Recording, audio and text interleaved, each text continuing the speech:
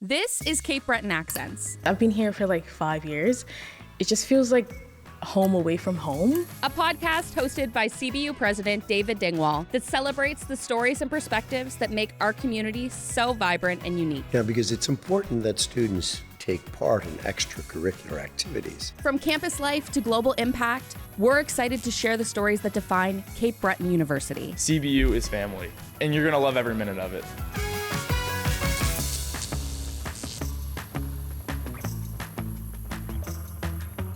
Welcome to Cape Breton Accents. My name is David Dingwall, President and Vice Chancellor of Cape Breton University. As you know, many universities across the country have different stars. Well, today at Cape Breton University, I'm interviewing a real star. He just happens to be the chair of the Senate at Cape Breton University. His name is Dr. Felix Odartey-Wellington, who's a full professor of communications. Welcome to the show. Thank you very much, David. And if I may say this, here at CBU, we have a very robust public speaking program. And within this program, we have a module on interview techniques. The so what of this is that I've been following your accents interviews, and for each one you've scored 100. My job today is to find out whether you're going to ace this interview as well. So thank you so much for having me. So right now I'm on test. Felix, you occupy a very, very important position at CBU as the chair of the Senate of the university.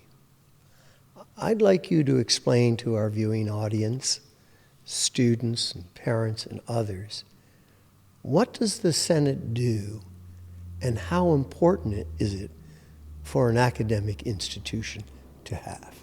Okay. So the Senate is the senior academic decision-making body of the university. In other words, think of the Senate as the university's parliament. But instead of a parliament that makes political or policy decisions, the Senate is concerned with academic decisions. So it is the academic nervous center of the university. All the key decisions regarding programs, courses, and policies regarding academic life in the university come through the Senate. Now, within this Senate as parliament or as academic parliament, as chair, I am the equivalent of a speaker of parliament. And my job is to work with all equities, all stakeholders to navigate the affairs of this parliament. The end result being creating the best academic environment possible for our students. In the final analysis, everything ends with our students. Thank you. That's a very well articulated definition of the Senate. So how long have you been on the Senate and how long have you been the chairperson? Okay, so I'm in my very first year as chair. My first year is about to come to an end. I've been on Senate for the past 3 years. In the first two as a representative of my school, which is the School of Arts and Social Sciences. And just to add a bit to that, all schools in the university are represented on Senate. Also represented is the administration, which you lead as president and vice chancellor. And the student body is also represented on Senate. So you are a full professor of communications. What are some of the aspects that you cover in your course as you continue with this academic work? I think it would be better to step back and work my way backwards from when I was a lawyer in my native Ghana, and the lessons and the training that I had as a lawyer that I brought with me to Canada and specialized in communications law and communications policy, and which I carried on to the work that I do, teaching communication. The understanding of how laws and policies and regulations and so on and so forth work to structure the communication space.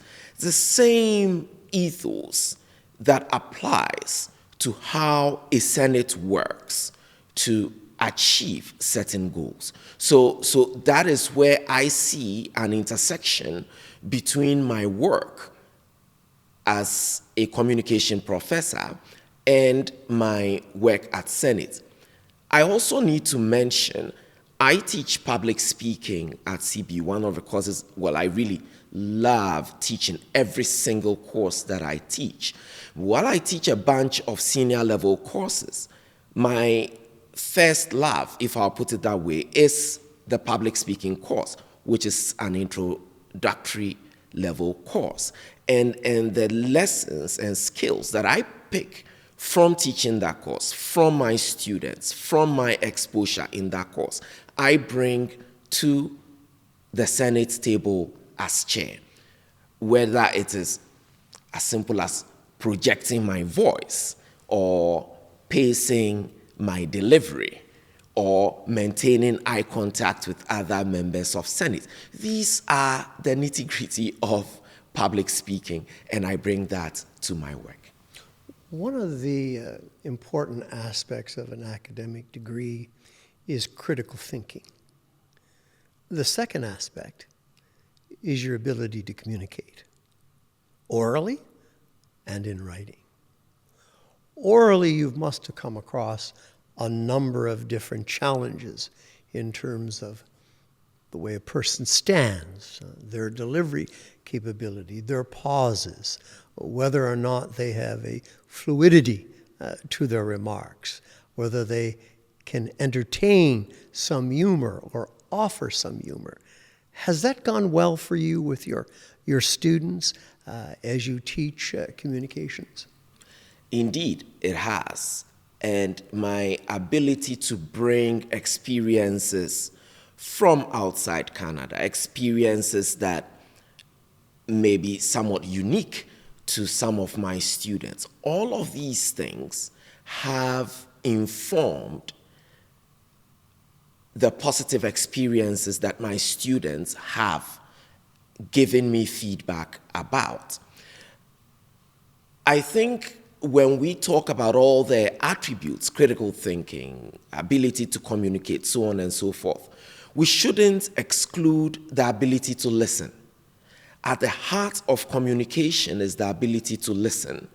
And that ability to listen applies both in the classroom and in the Senate chamber. Remember, David, the university is a space where you have the brightest and the best. The university is the space where critical thinking has premium currency.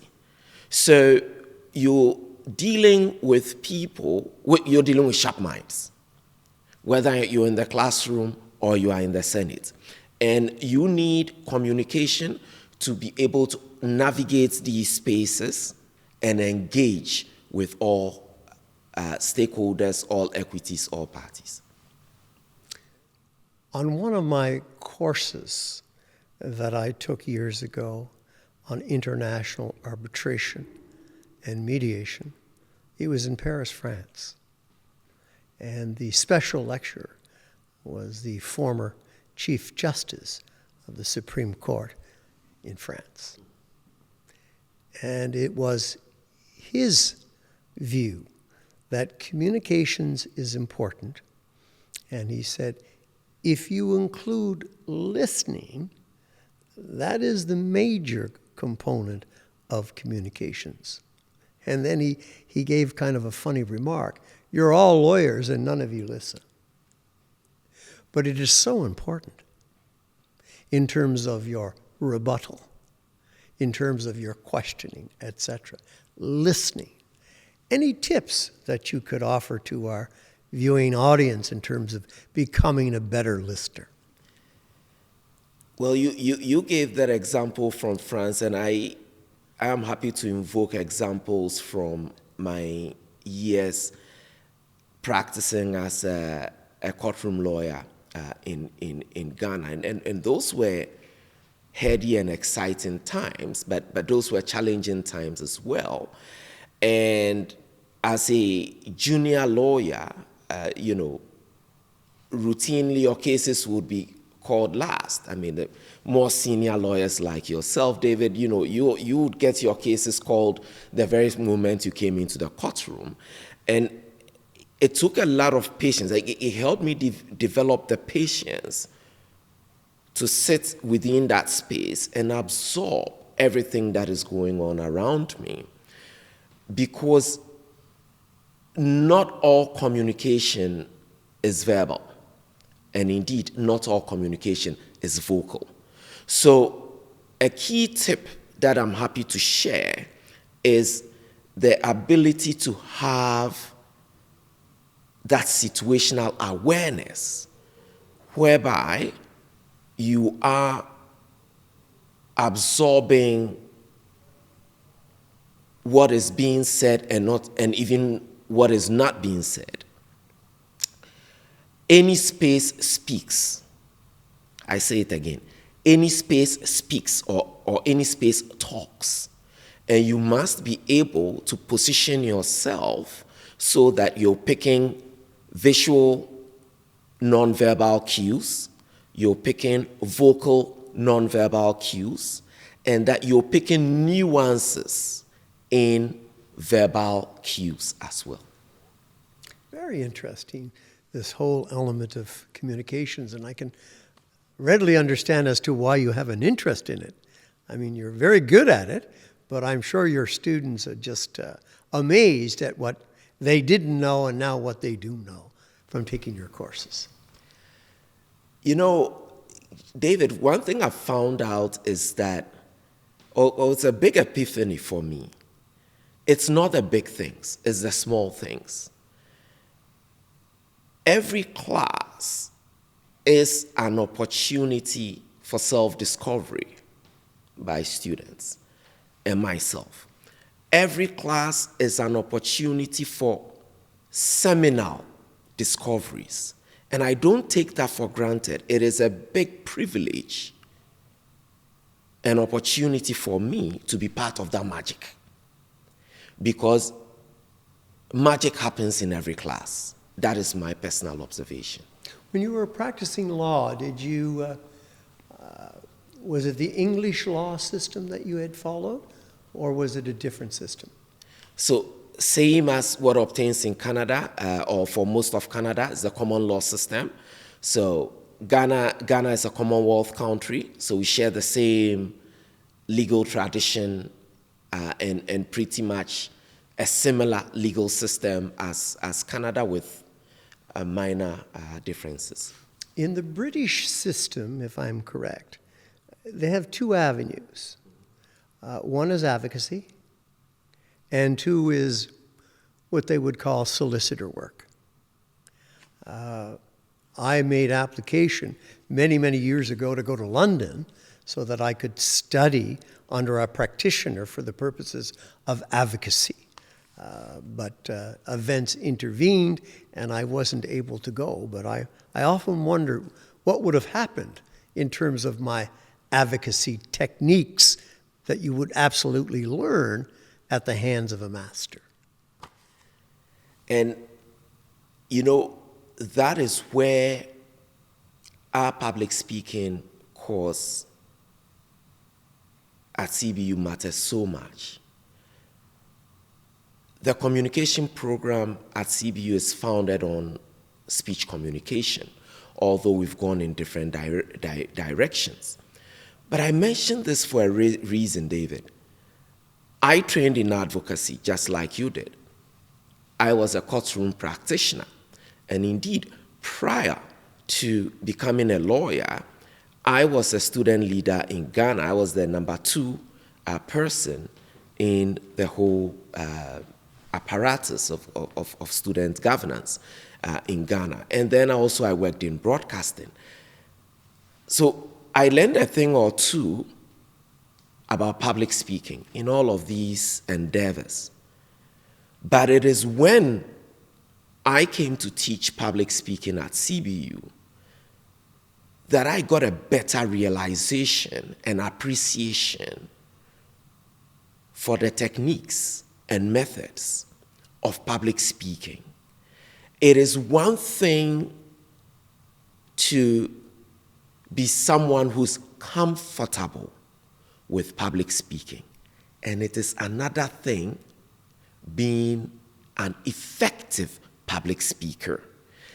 And that is what our course at CBU prepares people to be. So whether you have training in advocacy or have an interest in advocacy or in other areas of public speaking, you need a course such as what we have here to be a good public speaker.